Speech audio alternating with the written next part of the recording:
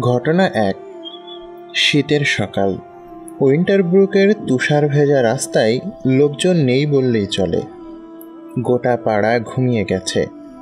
হিমশীতল ঠান্ডা বাতাসে অদ্ভুত এক ছন্দ তুলে তিরতির করে কাঁপছে জাপানি চেরি গাছের পাতা। তারই ধার ঘেঁষে হেঁটে যাচ্ছিলাম খুব সতর্কতায়। তুষার গলা পিচ্ছিল রাস্তায় বেরসিক জুতো জোড়া প্যাঁচ প্যাঁচ আওয়াজ তুলছে।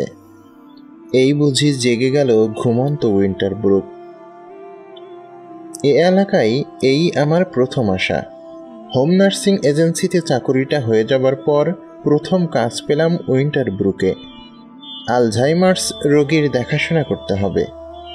রোগীর নাম আহমদ জোন্স। রেকর্ড ঘেঁটে দেখলাম ৮০ বছরের এই বৃদ্ধ কনভার্টেড মুসলিম। বাপদাদার ধর্ম ছেড়ে ইসলাম পালন করছেন প্রায় বছর ৪০ হলো।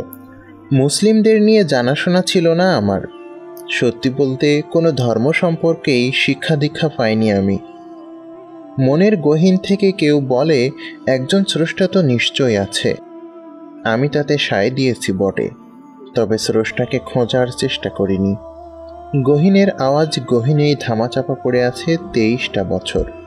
এরই মাঝে একজন মুসলিম রোগী পেয়ে খানিকটা চিন্তায় পড়ে গেলাম। ৩ বছর বয়সে মা বাবাকে হারিয়েছি। আমার আর ছোট ভাই পিটারের ঠাঁই হয়েছিল তখন নানা বাড়িতে। চারপাশে যাকেই পেয়েছি খ্রিস্টান। কখনো জানা হয়নি মুসলিমদের রীতিনীতি কেমন ছিল। রোগীর চিকিৎসার সুবিধার্থে একটু আধটু পড়াশোনা করলাম। জানতে পারলাম মুসলিমরা শূকরের গোশত খায় না, মদ ছুঁয়েও দেখে না। দোকান থেকে আহমদ জোন্সের জন্য হালাল গোশত কিনেছি তাই। তাকে নিয়ে আমার উদ্বেগে কলিগরা অবাক। তাদের কথা, এ রোগী তো আলঝাইমার্সের একদম অ্যাডভান্সড স্টেজে চলে গেছে। মাঝে মাঝে নিজেকেই চিনতে পারে না। তার ধর্মীয় রিচুয়াল নিয়ে এত ভাববার কি আছে? ওদের কথায় আমি আহত হয়েছিলাম খুব। একজন মানুষ স্মৃতিভ্রষ্ট বলে কি তার বিশ্বাস নিয়ে খেলা যায়? বারবার আমার নানির মুখটা ভেসে উঠছিল। শেষ সময়ে তারও আলঝাইমার্স হয়েছিল। আমাকে আর পিটারকে যখন চিনতে পারতেন না, তখন কি যে কষ্ট লাগতো। একদম শিশুর মতন হয়ে যেতেন আমার নানি। যে শিশু বলতে পারে না তার খিদে পেয়েছে, বুঝতে পারে না তাকে বাথরুমে যেতে হবে। স্মৃতি ফিরলে নানি একদম স্বাভাবিক মানুষ। আমাকে আর পিটারকে চোখে হারাতেন।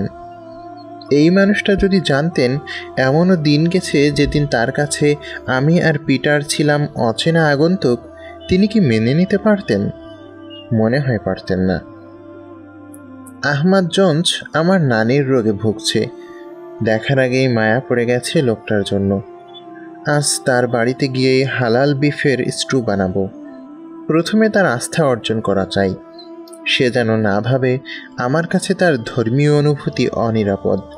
প্রয়োজনে চিকিৎসা পদ্ধতি পাল্টে নেব, তবুও তার ধর্মের সাথে সংঘাতে যাব না। সারবাঁধা চেরি ফুলের গাছ পেরিয়ে রাস্তা যেখানে বামে বাঁক নিল, সেখানেই আহমদ জোন্সের বাড়ি। লাল টালি দেওয়া ছাদের রংটা জ্বলে গেছে। বাইরে থেকে বাড়ির দুরবস্থা দেখে যা ভেবেছিলাম, ভেতরটা তেমন নয়। আমি ঢুকতেই বাতাসে দড়ম করে দরজা বন্ধ হয়ে গেল। ইজি চেয়ারে বসা বৃদ্ধ চোখ খুললেন। জেসিকা, তোমাকে বলেছি না এত আওয়াজ করে দরজা লাগাবে না? রোগীর হিস্ট্রি মোটামুটি মনে ছিল আমার। জেসিকা তার মেয়ের নাম। মারা গেছে বছর ১.৫ হলো। রুম হিটারের উষ্ণতায় গরম কাপড়ের প্রয়োজন নেই। গায়ের ওভারকোটটা খুলে সোফার একপাশে রাখলাম। বৃদ্ধের কাছে গিয়ে জানালাম আমি ক্যাসি, তার দেখাশোনা করতে এসেছি। বৃদ্ধ জোন্স কি বুঝলেন কে জানে। আবার চোখ বন্ধ করে চেয়ারে গা এলিয়ে দিলেন। আমিও চলে গেলাম রান্নাঘরে। দ্রুত বিফ বের করে মশলাপাতি দিয়ে চুলায় চাপালাম। জোন্সকে স্টু খাওয়াতে একটু বেগ পেতে হলো। আমি বাঁ হাতি।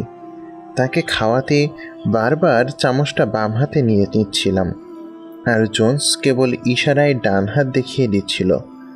আন্দাজ করে নিলাম এভাবেই মুসলিমরা খায়, বাম হাতে খাওয়া নিষেধ। দুপুরে সাক্ষী হলাম এক অদ্ভুত ঘটনার। বৃদ্ধ ভদ্রলোক দাঁড়িয়ে কি এক অচেনা ভাষা ওড়াচ্ছেন। খানিক বাদে দুই হাঁটু ধরে উবু হয়ে গেলেন, এরপর আবার দাঁড়িয়ে মাটিতে লুটিয়ে পড়লেন, অনেকটা ব্যায়ামের মতো, সাথে ভিনদেশি ভাষা। বিকেলে আবারও সেই একই কাজ। পরপর 2 দিন নিয়ম করে এমনটাই করে যাচ্ছেন তিনি। তাই নিয়ে কলিগের সাথে কথা বললাম। সে বলল কোনো মুসলিমের সাথে সরাসরি কথা বলতে। কথায় কথায় এক চ্যাটরুমের সন্ধান পেলাম, সেখানে ধর্ম নিয়ে আলোচনা চলে। সেই চ্যাটরুম থেকে জানতে পারলাম আহমদ জোন্স ভিনদেশি ভাষায় যে ব্যায়ামটা করছেন তা নিছক কাউকে দেখে শেখা নয়, সেটা ছিল মুসলিমদের প্রার্থনা। বিশ্বাস করতে কষ্ট হচ্ছিল ভীষণ। যে মানুষটা নিজের হাতে ঠিকমতো খেতে পারে না, নিজের পরিবারের কথাও ভুলে গেছে, সে ঠিক ঠিক প্রার্থনা করে যাচ্ছে তার স্রষ্টার কাছে। সেদিনই বুঝে গিয়েছিলাম তাকে ভালো রাখার উপায় একমাত্র ইসলামই তার কষ্ট লাঘব করতে পারে। ইসলাম নিয়ে ঘাটাঘাটি বাড়িয়ে দিলাম। চ্যাট রুমে একজন আমাকে তাদের ধর্মগ্রন্থ কুরআনের অনুবাদ পড়তে দিল। সেখান থেকে সূরা আন-নাহল যে কতবার পড়লাম, বারে বারে থমকে গিয়েছি এখানে। কাজেই যিনি সৃষ্টি করেন তিনি কি তার মতো যে সৃষ্টি করে না? তবুও কি তোমরা শিক্ষা গ্রহণ করবে না? সূরা আন-নাহল আয়াত 17। যতবার পড়ি হৃদয় ভেঙে চুরে আসে। সৃষ্টি আর স্রষ্টা সমান হতে পারে না। ভেতর থেকে তাগিদ আসে স্রষ্টাকে খুঁজে নেয়ার। ধামাচাপা দেয়া বোধগুলো জ্বালাতন করে খুব। আমি এক মনে কুরআন পড়ে যাই, আইপ্যাডে তিলাওয়াত শুনি, জানি না কেন চোখ বেয়ে অশ্রু নামে। দিনকে দিন কুরআন আমার কাছে বিস্ময়কর এক গ্রন্থ হয়ে ধরা দিচ্ছে। বৃদ্ধ জোন্স কুরআন শুনলে খুশি হয়, কখনো কাঁদে। অর্থ পড়ে আমিও বুঝিনি কেন হাসে, কেনই বা কাঁদে। এই ভদ্রলোকের বাড়িতে পা রাখার আগের দিনটা পর্যন্ত আমি ভাবতাম আমি সুখী, আমার হৃদয় পরিতৃপ্ত। জরাগ্রস্ত আহমদ জোন্স আমার ভাবনা বদলে দিয়েছে। জীবন সায়ান্নে এসেও তার চোখে মুখে প্রশান্তির ছাপ ভুল প্রমাণ করে দিয়েছে আমায়। সেই প্রশান্তি আমারও চাই। জানি না কিসের জন্য প্রাণটা আকুল হয়ে থাকে, ভীষণ খালি খালি লাগে। বারে বারে মনে হয় কি যেন নেই, কি যেন নেই। ঘটনা 2। চ্যাটরুমে আজকাল বেশি সময় ব্যয় করি। রোগীর জন্য ইসলামকে জানতে গিয়ে কখন যে নিজের জন্যই জানতে শুরু করেছি টেরই পাইনি। এখানে সবাই সাহায্য করতে তৎপর।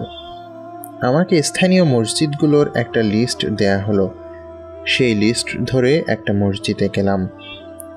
দিনটার কথা জীবনে ভুলব না আমি। মসজিদে পা রাখতেই সমস্যারে আল্লাহু আকবার ধ্বনি। আল্লাহু আকবার, আল্লাহ সর্বশ্রেষ্ঠ।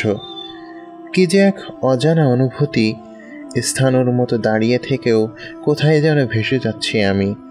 সত্য মিথ্যা যা কিছু মিলেমিশে একাকার ছিল তার সবটা আমার সামনে দুভাগ হয়ে ধেয়ে আসছে, যেন বলছে কোন দিকে যাবে তুমি।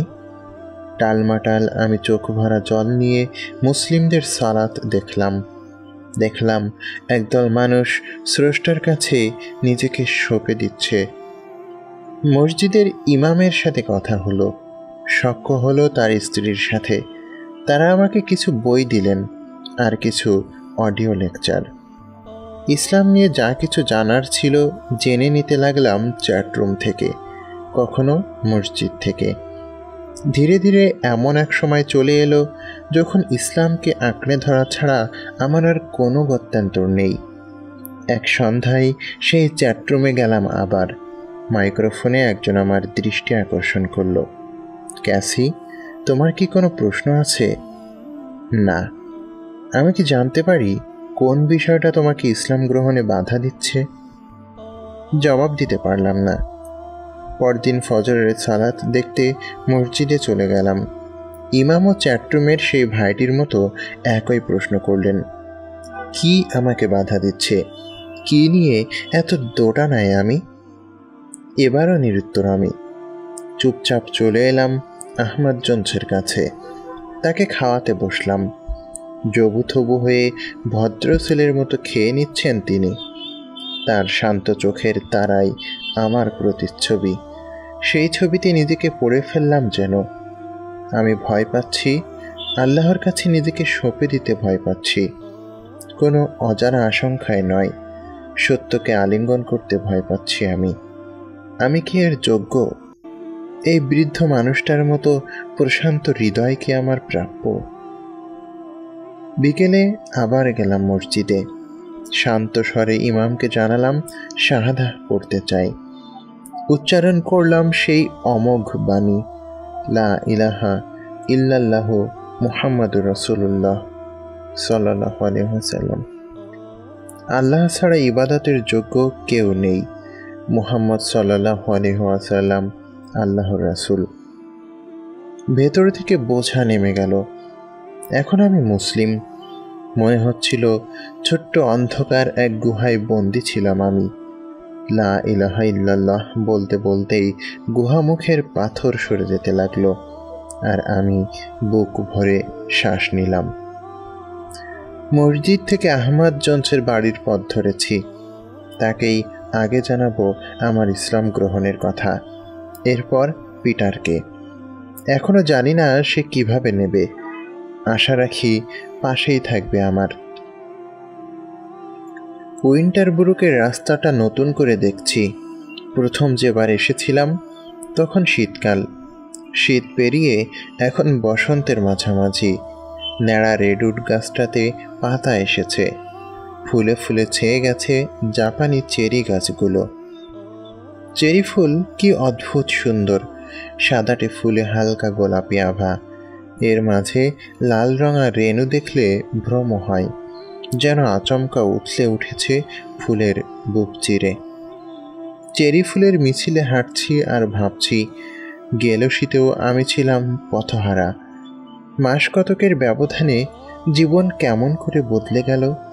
মনের গহীনে ধামা চাপা দেওয়া সত্যটা সলকে বেরিয়ে এলো যেন, ঠিক চেরি ফুলের রেণুর মতো, একদম হুট করে, আচমকা। গল্পটি একজন নও মুসলিমের ইসলাম গ্রহণের সত্য কাহিনী অবলম্বনে লেখা।